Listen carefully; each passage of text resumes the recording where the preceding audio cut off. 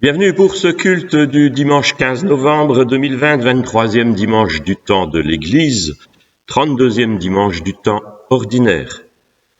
Notre espérance est en Dieu, que chacun de nous reçoive de lui la grâce, la joie et la paix dans son cœur et dans sa vie, de la part de Dieu notre Père, de Jésus-Christ notre Seigneur, dans la communion du Saint-Esprit. Amen. Je vous invite à la prière. Seigneur Jésus, tu es né d'une mère juive, des savants venus de Babylone t'ont adoré. Tu t'es réjoui de la foi d'une syro-phénicienne et d'un capitaine romain. Tu as accueilli les Grecs qui venaient à toi. Un Africain a porté ta croix. Seigneur, nous te disons merci de t'appartenir. Aide-nous à aller vers les humains de toute race, tous les peuples, pour les inviter à venir dans ton royaume. Par ton esprit, rends ces textes vivants pour qu'ils deviennent pour nous ta parole. Amen. Et je lis dans l'évangile de Matthieu au chapitre 23. Je vous invite d'ailleurs à l'issue de ce mini-culte à lire le chapitre 23 de l'évangile de Matthieu en entier. Aujourd'hui, les péricopes nous disent les versets 1 à 12 de ce chapitre 23. Et alors Jésus, parlant à la foule et à ses disciples, dit « Les scribes et les pharisiens sont assis dans la chaire de Moïse.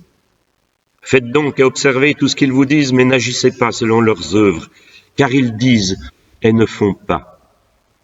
Ils lient des fardeaux pesants et les mettent sur les épaules des hommes, mais ils ne veulent pas les remuer du doigt. Ils font toutes leurs actions pour être vus des hommes. Ainsi, ils portent de larges phylactères et ils ont de longues franges à leurs vêtements. Ils aiment la première place dans les festins et les premiers sièges dans les synagogues. Ils aiment à être salués dans les places publiques et à être appelés par les hommes « Rabbi, Rabbi ». Mais vous, ne vous faites pas appeler Rabbi, car un seul est votre maître et vous êtes tous frères. Et n'appelez personne sur la terre votre Père, car un seul est votre Père, celui qui est dans les cieux.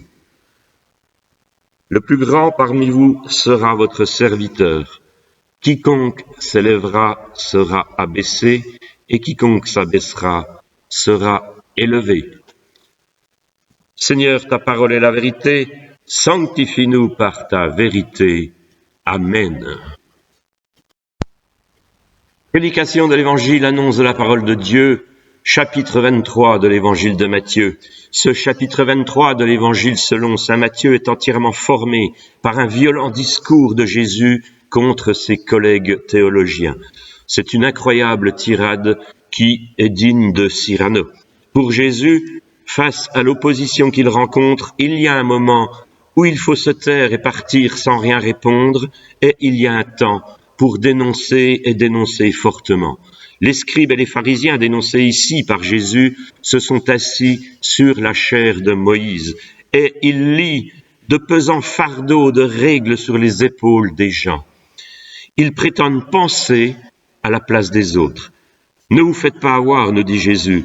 Ils parlent et ne font pas ce qu'ils disent, et ce n'est pas faute de le vouloir. La suite du discours de Jésus nous parle de leur engagement extrême, allant jusqu'à payer la dîme de la menthe, de l'ânette et du cumin, multipliant les actes religieux jusque dans les plus petites choses de la vie quotidienne, avec tout leur système de règles, de doctrines, de rites.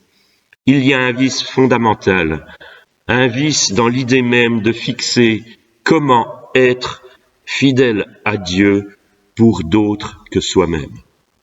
Alors, il serait facile de ricaner grâce à cette page de l'Évangile sur nos hommes et nos femmes politiques, sur les publicitaires, etc. Il serait facile de dénoncer des églises chrétiennes ou des religions dont les fidèles sont sans cesse menacés de peines éternelles s'ils ne croient pas ceci, s'ils ne sont pas baptisés ou circoncis comme cela, s'ils épousent un conjoint qui n'est pas du bon sexe ou de la bonne religion. Mais Jésus nous invite à une autre démarche. Il nous invite à une autre démarche que celle d'encore et toujours dénoncer la paille qui est dans l'œil du voisin. Après avoir dénoncé le travers des autorités religieuses, croyant bien faire en pensant à la place des autres, Jésus nous dit « Mais vous, ne vous faites pas appeler rabbi ». Il est important de démasquer l'imposture de tous ceux qui tentent de nous empêcher de penser pour que leur propre idée prévale. Cela nous permet d'écouter ce qu'ils ont à dire sans se faire avoir, mais c'est aussi une bonne occasion d'en tirer une leçon pour notre propre fonctionnement. Parce que nous aussi, nous avons envie d'imposer notre point de vue aux autres, nous aussi, nous avons la menace habile et nous sommes parfois prêts à dégainer plus ou moins consciemment, plus ou moins explicitement, une sorte de chantage pour imposer notre volonté aux autres. Ne nous laissons donc pas avoir ni par ceux qui veulent nous imposer leur point de vue, ni par notre soif instinctive d'imposer notre point de vue aux autres. Cela n'empêche pas d'écouter ce que disent les pharisiens et les scribes. Ils sont assis dans la chair de Moïse, ils cherchent à tirer une parole de Dieu par l'interprétation de la Bible et même par la multiplicité de ces interprétations. C'est très bien. Mais pour Jésus, la source de la révélation n'est pas éteinte.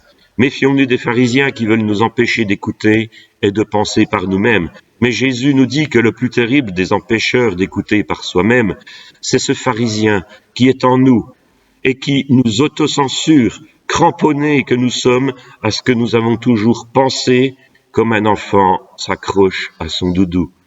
Ce pharisien, c'est ce nous-mêmes, trop paresseux pour se poser des questions, c'est ce nous-mêmes culpabilisé à l'idée de douter de ce qu'on lui a dit qu'il devait penser et faire, alors que le Christ a définitivement tordu le cou à la moindre crainte de Dieu. N'ayez pas peur, que votre cœur ne se trouble pas. Voilà ce qu'il nous dit à maintes reprises. Alors, nouveau Moïse, montez donc sur la montagne et recevez la révélation directement de la bouche d'un seul. Mais si chacun écoute et pense dans son coin, s'il y a une myriade de petits Moïse, de fils et de filles de Dieu, est-ce que ça ne va pas être le chaos? Ne faudrait-il pas un chef ou une commission pour unir toute cette foule?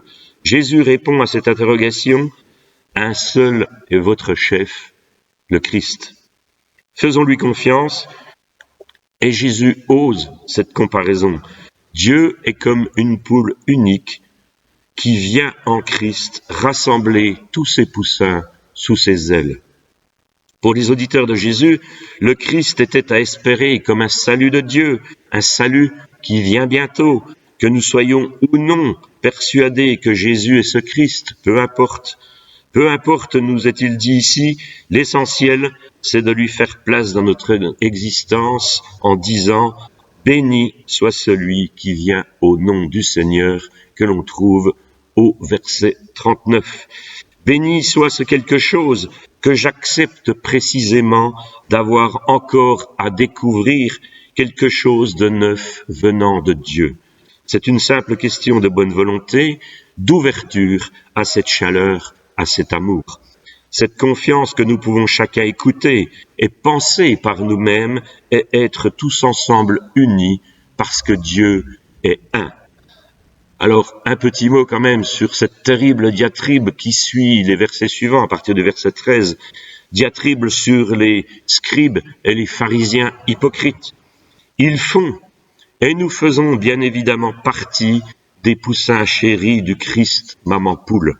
Ce malheur à vous, ce ne sont pas des malédictions, ce sont plutôt des lamentations, des « hélas, mes pauvres ». Prenons cette tirade sous la forme d'une bénédiction, comme les béatitudes qui sont au début de l'Évangile. L'un comme l'autre annonçant une juste façon d'être et le salut de Dieu. Ce n'est donc pas pour condamner que Jésus parle ainsi, je crois, mais il parle à la façon des prophètes pour nous ouvrir les yeux. Jésus dénonce une hypocrisie, mais cette comédie que nous jouons dans notre vie n'est que le symptôme d'un mal plus profond, qui est une folie, un aveuglement. Ce mal, c'est d'être terriblement obnubilé par l'accessoire, par les détails, à tel point que l'on en devient aveugle sur l'essentiel. C'est valable pour notre vie de tous les jours, dans notre relation aux autres et dans notre foi. Le problème, c'est de tellement tenir à des doctrines sur Dieu que nous en arrivons à oublier d'aimer Dieu et de nous laisser surprendre par lui. Notre folie, c'est de tellement vouloir l'unité visible que nous négligeons que Dieu seul peut nous unir dans le respect de la singularité de chacun comme une poule sous ses ailes. Le problème, c'est de tellement faire attention à des broutilles que nous en oublions la justice, la miséricorde, la fidélité. C'est comme de faire tellement attention à la couleur de sa cravate qu'on en oublie de mettre un pantalon. Le diable, c'est d'être obnubilé par ce qui est accessoire. Qui nous en délivrera? Béni soit celui qui vient et qui est déjà là pour nous. Amen. Je vous invite à la prière. Toi, notre Père, toi qui nous donnes aujourd'hui notre pain, tourne nos regards et nos cœurs vers tous ceux qui, dans le monde, n'ont ni pain, ni maison, ni justice, ni espoir. Pardonne-nous tout spécialement notre volonté insatiable de ne manquer de rien, alors que tant de sœurs, tant de frères manquent de tout. Aide-nous à vivre simplement, à dominer nos besoins inutiles et nos dépenses exagérées pour pouvoir partager et aimer davantage. Beaucoup de nos frères, de nos sœurs en Christ comptent aujourd'hui sur notre prière. Nous voulons te les nommer dans le secret de nos cœurs. Nous nous reconnaissons en chacun d'eux. Comme eux, nous avons besoin jour après jour de ta grâce et tout ce qui est encore dans notre cœur, nous voulons le rassembler dans cette prière qui fait de nous les enfants d'un même Père, en osant te dire tous ensemble, notre Père qui es aux cieux, que ton nom soit sanctifié, que ton règne vienne, que ta volonté soit faite sur la terre comme au ciel. Donne-nous aujourd'hui notre pain de ce jour. Pardonne-nous nos offenses comme nous pardonnons aussi à ceux qui nous ont offensés. Ne nous laisse pas entrer en tentation, mais délivre-nous du mal, car c'est à toi qu'appartiennent le règne, la puissance et la gloire, au siècle des siècles. Amen.